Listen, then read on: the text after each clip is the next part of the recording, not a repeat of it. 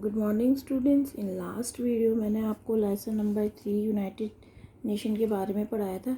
In this chapter मैंने आपको पढ़ाया था formation of the United Nation and now we will read about the aims and principles of the United Nation. The United Nation function on the basis of the UN charter. UN का मतलब United Nation होता है। And the charter contains between objective and principles to make the world safer and peaceful. यानी कि एक charter था जिसका नाम यूनाइटेड नेशन ने अपने चार्टर का नाम रखा था यूनाइटेड नेशन, और वो उसी के ऊपर ही, उसी के बेस पर ही काम करती थी। Now for the present and future generation all members countries are expected to follow by the aims and principle let down in the charter.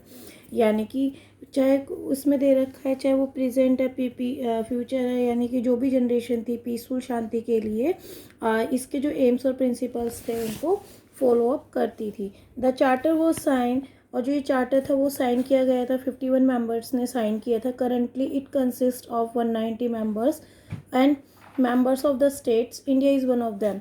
यानी कि 193 स्टेट्स है और जिसमें कि इंडिया भी नंबर आता है। The following are the aims of United Nation. देखिए यूनाइटेड नेशन के एम्स क्या थे। सबसे पहले एम था to maintain peace and security in the world. शांति बनाए रखना, सिक्योरिटी देना पूरे संसार के अंदर। To settle dispute in a peaceful manner throughout the discussion and navigations. To develop friendly relations among nations. To improve the social and economic condition of the people. To protect human rights and to preserve the distinct culture of every region across the world.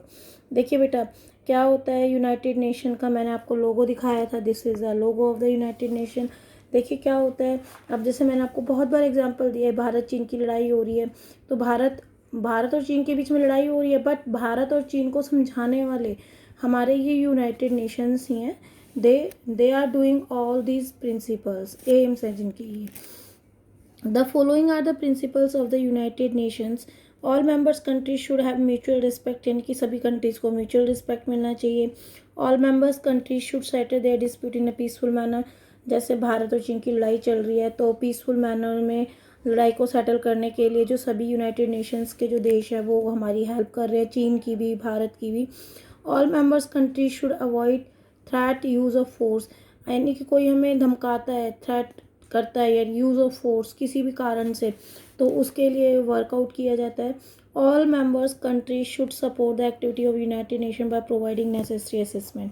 यानी कि all जो members है countries के वो support करते हैं United nation को by providing necessary assistance. Now, war has never benefits anyone. Both the sides end up losing something or the other. How can you avoid such situation in life? आपसे question किया गया है कि यदि दोनों लड़ाई होती है तो सिचुएशन ऐसी आती है तो what you will do, that we will give you the answer and think about it.